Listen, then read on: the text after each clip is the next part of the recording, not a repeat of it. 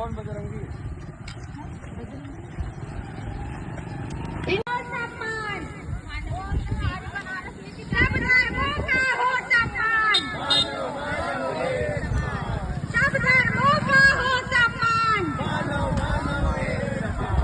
भिन्न भाषा भिन्न देश, भारत अपना एक देश। भिन्न भाषा भिन्न देश,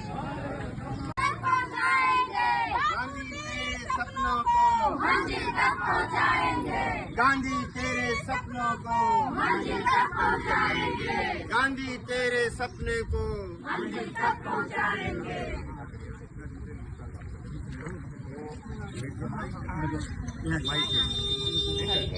वहाँ मिर्जापुर उनके पास कौन पास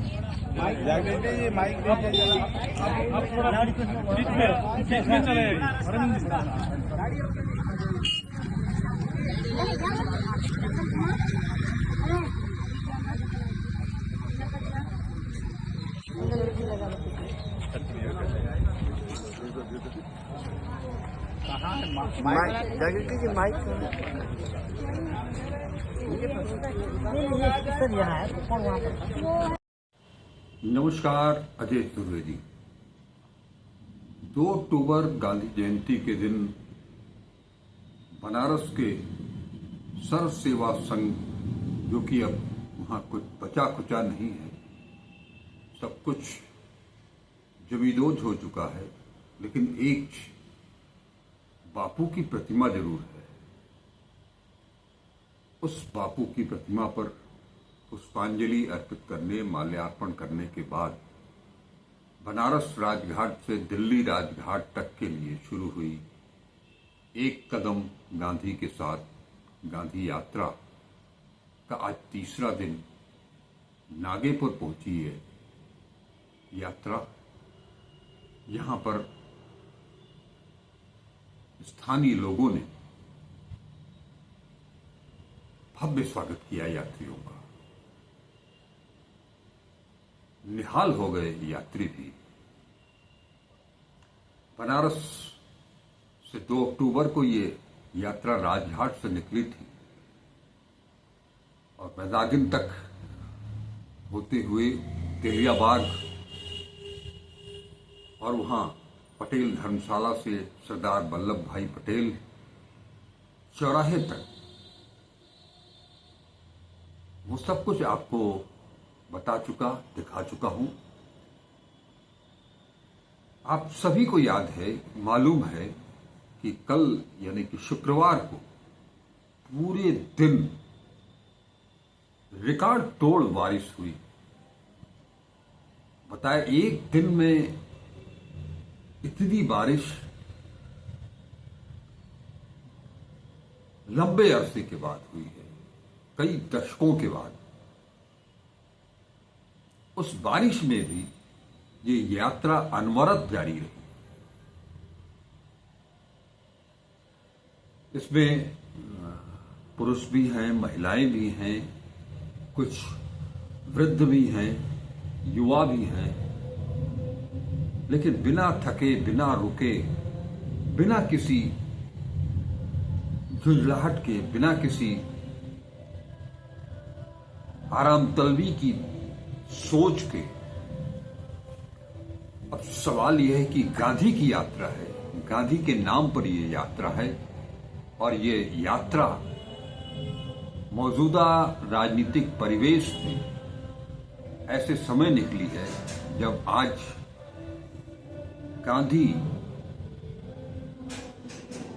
हर एक बात पर याद किए जाते हैं।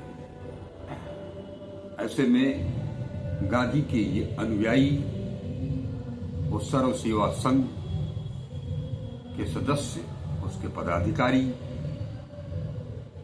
वो सर्वोदयी, इन्होंने दिखाया कि अगर आपके मन में, दिल और दिमाग में वो जुनून, वो जज्बा है, तो आप कोई भी लक्ष्य आसानी से हासिल कर लेंगे। चाहे रोड़ा किस तरह का भी अटकाया जाए, भले ही वो प्राकृतिक तौर पर ही क्यों न हो, उसकी भी काट निकाल लेते हैं। ऐसे ऐसे रास्तों से ये यात्रा गुजरी जहां चलने के लिए पक्की सड़क तक नहीं थी। गांव की पगडंडियों से होते हुए ये यात्रा खरामा खरामा आगे बढ़ती रही। कदम कदम पर लोग, स्थानीय लोग उसका स्वागत करते रहे। यात्रियों का तिलक लगा करके, उन्हें माला पहना करके और गांधी अमर रहें के नारे के साथ स्वागत हुआ। राम धीरज जी एक पुराने गांधीयन हैं। उन्होंने कुछ चीजें मुझे भेजी हैं। मैं उस यात्रा में आज शरीक नहीं रहा, तो उन्होंने बताया है कि बनारस के सरस्वती महिला पीजी कॉलेज में दूसरे दिन रात्रि विश्राम के बाद पदयात्री सुबह 8 बजे अगले पड़ाव नागीपुर के लिए रवाना हुए।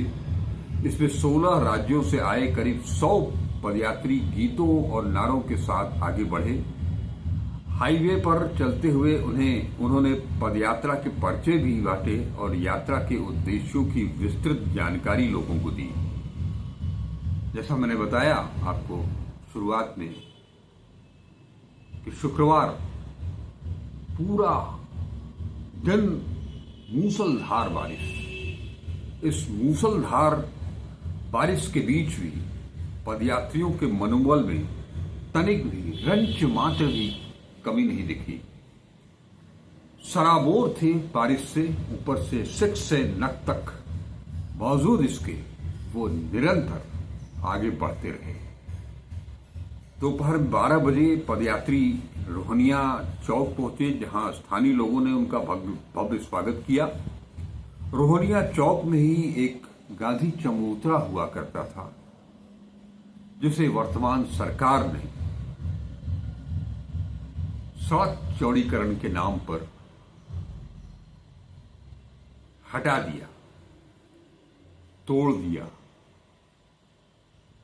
तो गांधी चबूतरा को तो तोड़ दिया गया, सड़क चौड़ीकरण के नाम पर यह वादा किया गया था कि उसे पुनः नवनिर्मित कराया जाएगा, लेकिन आज तक ऐसा हुआ नहीं।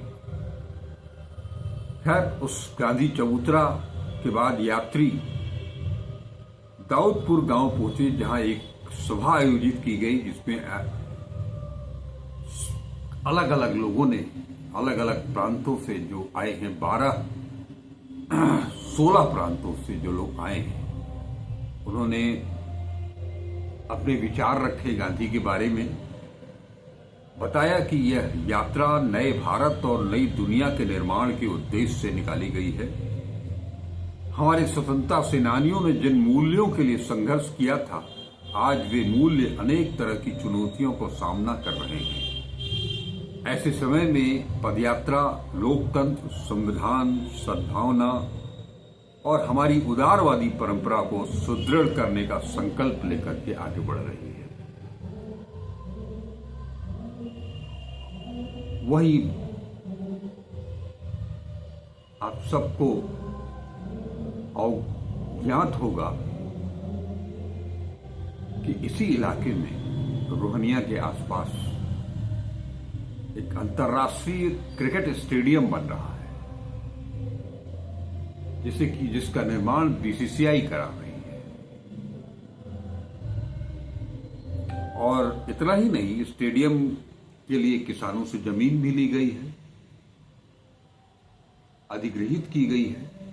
कहा गया था कि उचित मुआवजा दिया जाएगा, लेकिन ऐसा हुआ नहीं। किसानों को केवल बरगलाया ही गया। उचित मुआवजा तो दूर की बात है। अब सरकार स्टेडियम के साथ साथ आसपास के गांवों को भी अधिग्रहित करके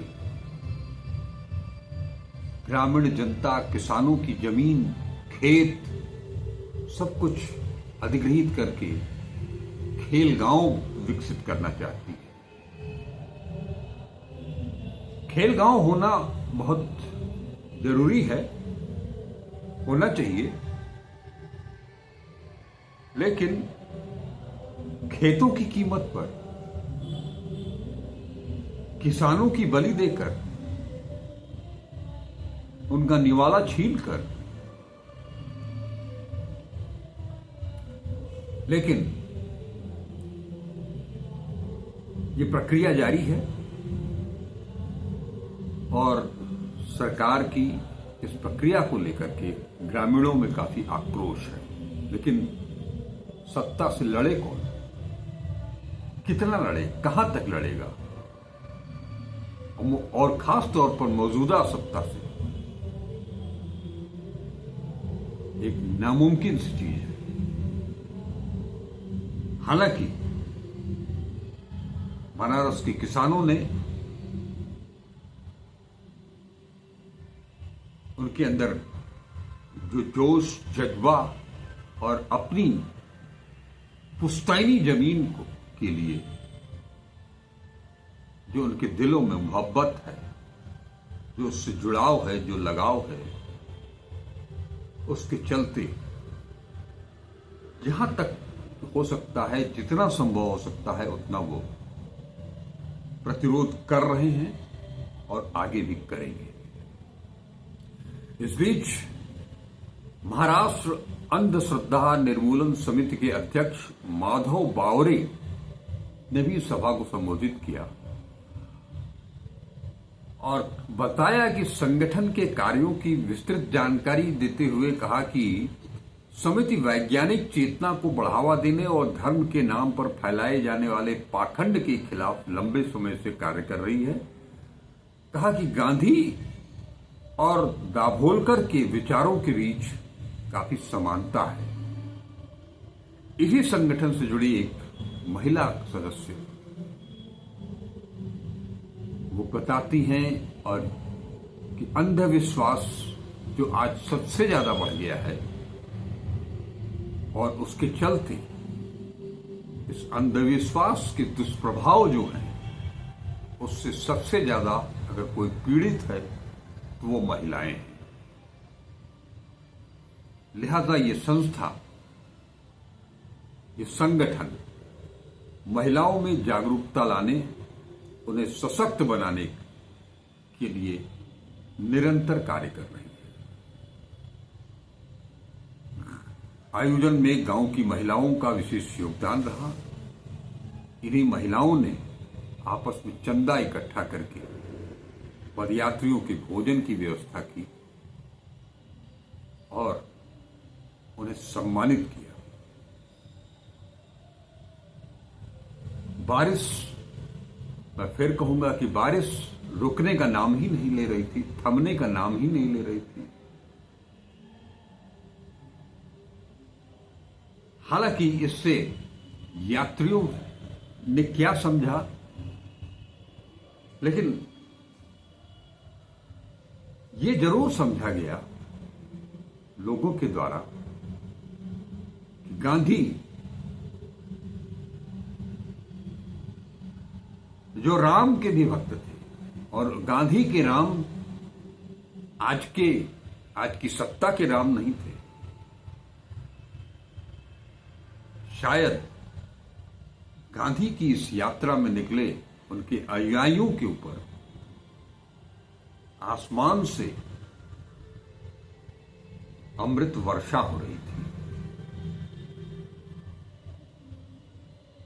लेकिन इस अमृत वर्षा ने भी अनुयायियों की, उनके धैर्य की कठिन परीक्षा भी ली, जिसमें वो उत्तीर्ण भी हुए हैं। अभी तक एक कदम गांधी के साथ हम चलेंगे के नारे के साथ यात्री यात्रा को जारी रखे हुए थे।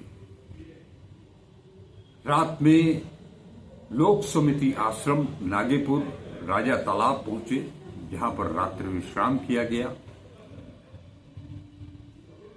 इस यात्रा में 16 प्रदेश के लोग शामिल हैं, जैसा कि मैंने बताया। उसमें तमिलनाडु, केरल, कर्नाटक, आंध्र प्रदेश, तेलंगाना, राजस्थान, उत्तर प्रदेश, बिहार, उड़ीसा, असम, त्रिपुरा, मध्य प्रदेश, गुजरात, झारखंड, महाराष्ट्र, पश्चिम बंगाल तक से लोग इसमें आ चुके हैं। और इस यात्रा में सर्व सेवा संघ के अध्यक्ष चंदन पाल, उत्तर प्रदेश सर्वोदय मंडल के अध्यक्ष राम धीरज जी, सर्व सेवा संघ के मंत्री अरविंद कुशवाहा व अरविंद अंजुम, सर्व सेवा संघ प्रकाशन के संयोजक अशोक भारत, युवा प्रकोष्ठ के संयोजक भूपेश भूषण, उड़ीसा सर्वोदय मंडल के अध्यक्ष मेहर प्रताप दास, पदयात्रा आयोजन समिति के संयोजक नंदलाल मास्टर, सर्वोदय समाज के पूर्व संयोजक डॉक्टर सोमनाथ रोड़े, विनोबा भावे आश्रम गागोदा की सरिता बहन, बिहार लोक समिति के शिवजी सिंह, लोकतांत्रिक राष्ट्र निर्माण अभियान के सुशील कुमार, राष्ट्रीय युवा संगठन के सचिन, कर्नाटक से डॉक्टर M.H. पाटिल, केरल सर्वोदय मंडल के कोषाध्यक्ष पवित्र जन दिवाकर, तमिलनाडु से श्रीनिवासन A.R. पलानिसामी, तेलंगाना से खादर बैग, गुजरात से रश्मिन राठौड़, त्रिपुरा से जैनुल सत्यमेव जयते के श्याम धर तिवारी, पश्चिम बंगाल से जीतेन नंदी, काजल मुखर्जी तथा मनीष बनर्जी। इसके अलावा बनारस से जागृति राही, अनूप श्रमिक, विद्याधर, जोखन यादव, सिस्टर फ्लोरीन, निधि सिराज, अहमद अंतर्यामी, बरल, जगदीश कुमार, टी.के. सिन्हा, अनोखे लाल, चौधरी राजेंद्र सुरेश, जय किसान आंदोलन के राजनेता यादव, संजय कुमार, राबिया बेगम, गौरव पुरोहित, प्रियेश पांडे, विवेक यादव, विवेक मिश्रा, सौरभ त्रिपाठी, इंदु पांडे, आसमा आदिवासी, दिवाकर सिंह, विकास कुमार, पंकज श्रीवास्तव, गोपाल, RTI, किसान नेता ईश्वर चंद त्रिपाठी, सामाजिक कार्यकर्ता ईश्वर चंद इस यात्रा में शामिल है प्रमुख रूप से। लोक समिति से अमित, राम बच्चन जी, आशा, सोनी, मैनव आदि ने भी प्रतिभाग किया। और आज नागेपुर में आज की रात इन यात्रियों को वो पुरानी वाली गांधी फिल्म दिखाई जाएगी और इसके बाद ये यात्रा कल सुबह यानी कि चौथे दिन बाबूसराय से औराई की ओर प्रस्थान करेगी।